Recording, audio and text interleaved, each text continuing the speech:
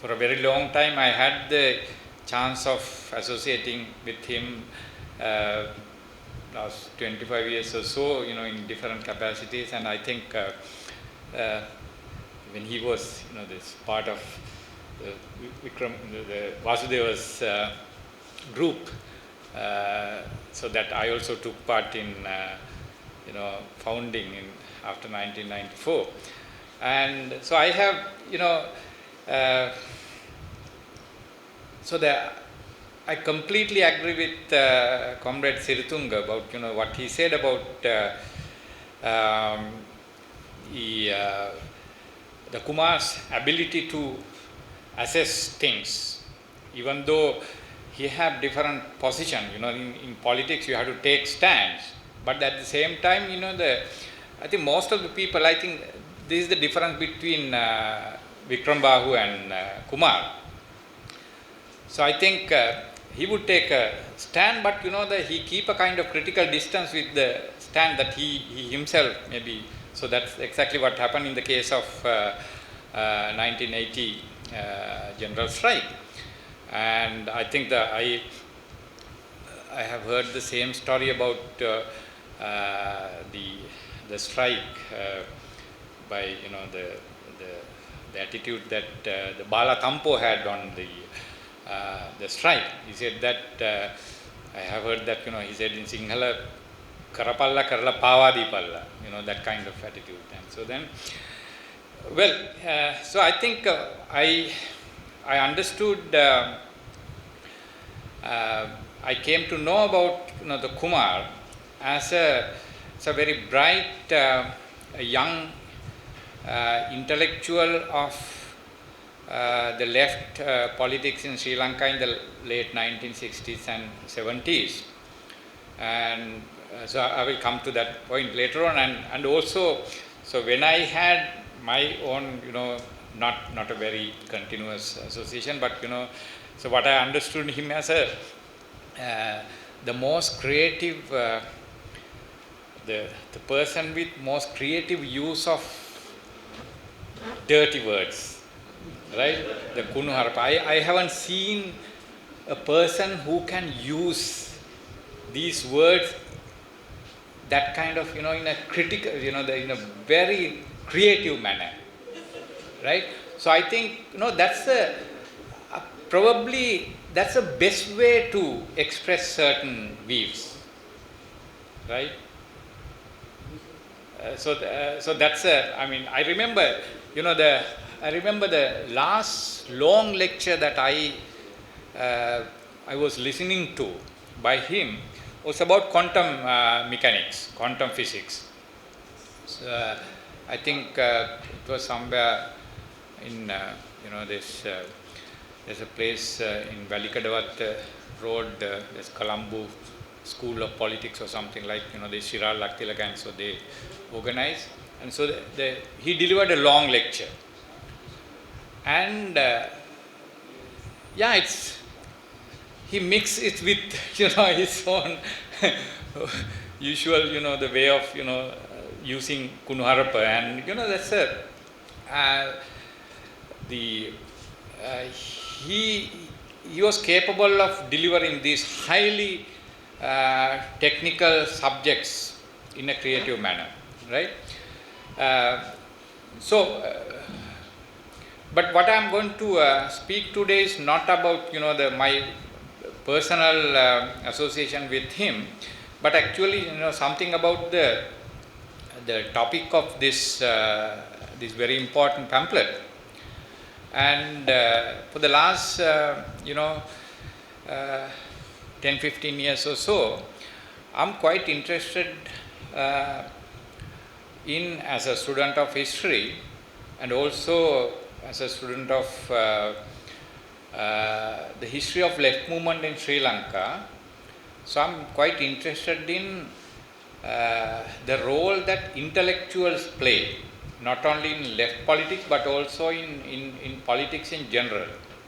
So I think, so usually the Marxist politics has a kind of tendency, the orthodox Marxist politics even in Sri Lanka has a tendency to underestimate the role of intellectuals. Although it's quite ironical that, although the left movement in Sri Lanka mostly a work of, intellectuals. It's a kind of intellectual movement, but they thought that the class, the proletariat class base is much more important than the role of intellectuals.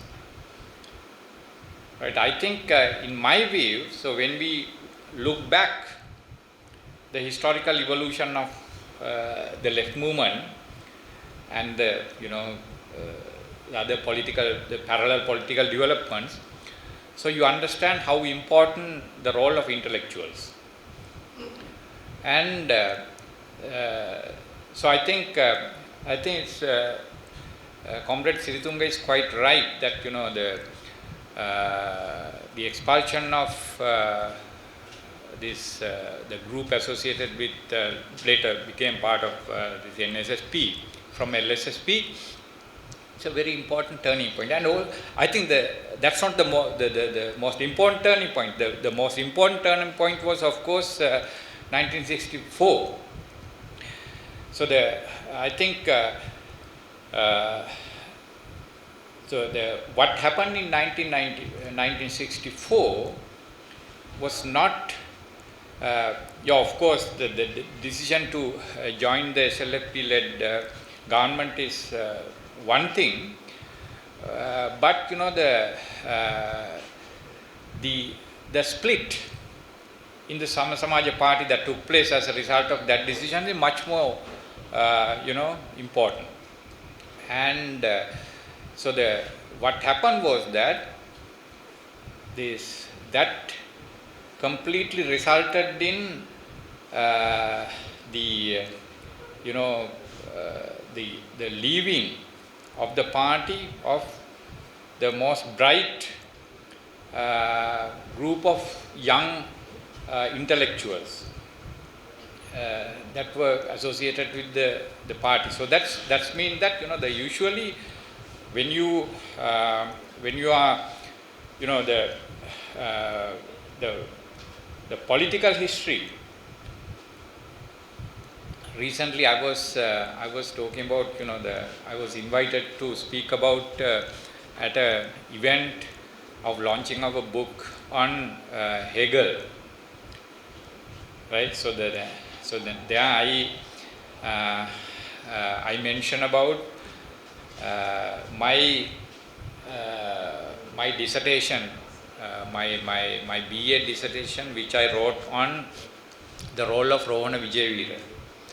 So when I was looking for a theoretical approach to write that dissertation, I found a quote by Hegel, which I found in the E.H. Carr's well-known work, What is History, translated by Charita Vijayaratna of the LSSP.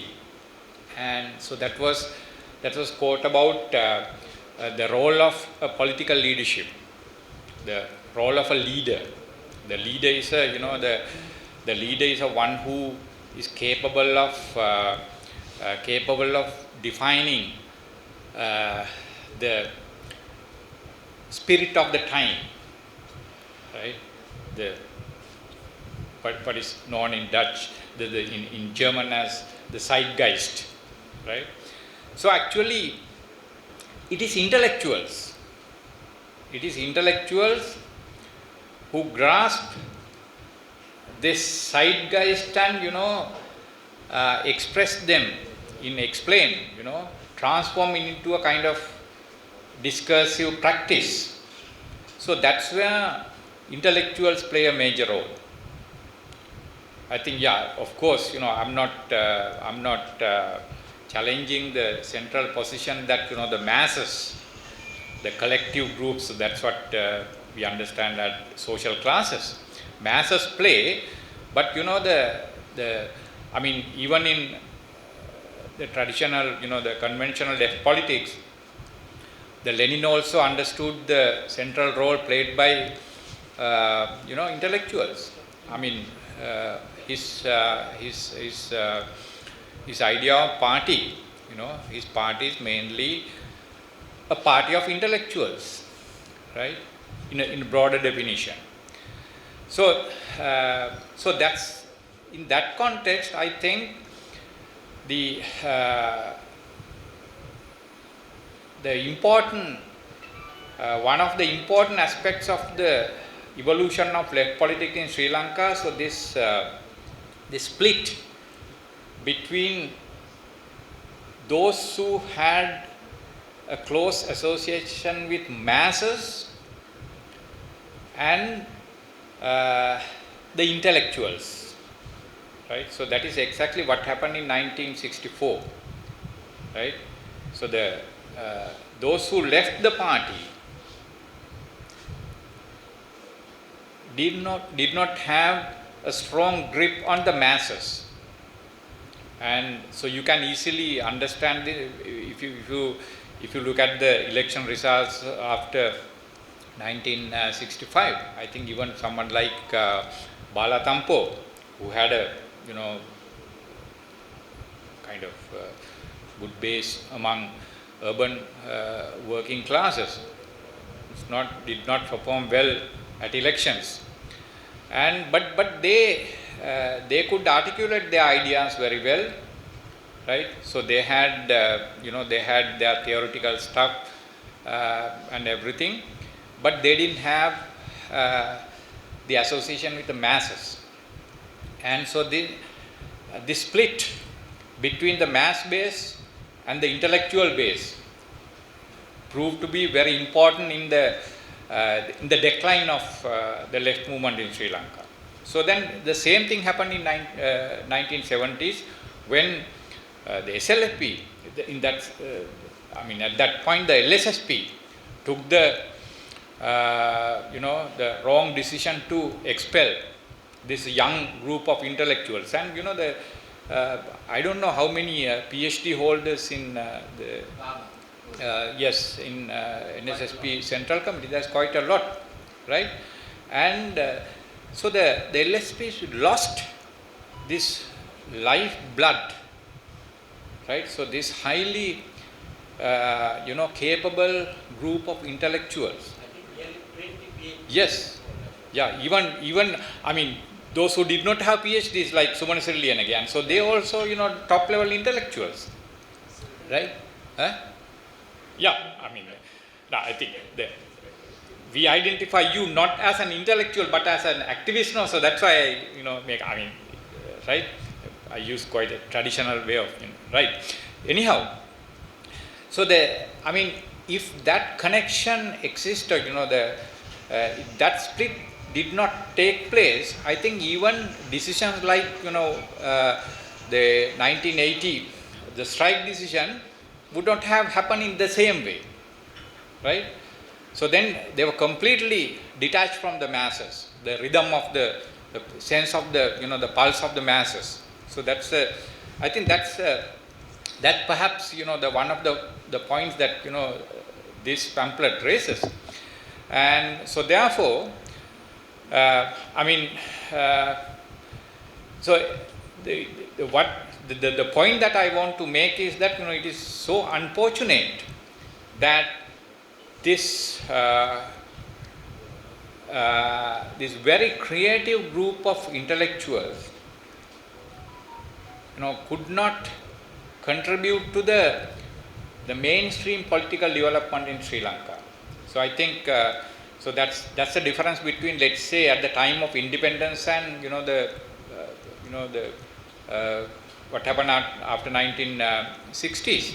So I think at the time of independence, so these the young radical intellectuals are very much part of the mainstream political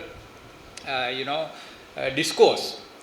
So that these days I'm preparing myself. I have been asked to deliver the keynote speech at commemoration event to commemorate the Reverend Walpola Rahula, who is also a very important part of the intellectual landscape in at the time of independence, who had a very close association with the left movement, and so this so-called Vidyalankara monks, and so they played a intellectually very important and active and central role at that time. But afterwards, so these intellectuals and the masses began to move in two completely different directions. So I think that's what if we sort of want to celebrate the life of Kumar David, something that we can discuss is that how to address this gap and think about the rethink about the role of intellectuals, right? And so he has never been, I think it is important as to why he rejected the offer of Gamini Disanayaka to be a consultant of the Mahawali project, because he had other ideas, he thought that that's not where his contribution would be important, in this critical space, right? So unfortunately, and I also want to mention about this Nalinda Silva's side, very very important. Both are very important. Both Kumar and Nalinda Silva, I think they were very good friend as well. So they had. So they moved in a completely different paths. So I think I remember, how he was talking about Nalinda Silva, so in his lecture about quantum physics, and even Nalinda Silva moved in that direction. Ended up as an ultra nationalist intellectual who did lot of damage to a kind of progressive intellectual thinking in the Sri Lankan political landscape due to this split, right? So I think so that's this is not the time to discuss these things, but I think now actually we are in a complex political situation now, and actually whether you would share with me the same sentiment that there is a kind of left orientation in our political landscape, as we whether there may be diverse view on the political line of the NPP government and so on, but you cannot refuse the fact that it has a kind of leftward orientation. Then some people told me that it is I think recently a friend from Netherlands, who is not a political activist, he said that it is interesting to notice that when the entire Europe is moving towards the right wing politics, that the Sri Lanka is moving the other direction, right? So I think this is something that we need to contemplate on, and also I think that is so that is what we can kind of serious intellectual contemplation on this is needed. I think that's the best tribute that we can pay to this very creative intellectual giant in the history of left movement in Sri Lanka, Kumar Devi. Thank you very much.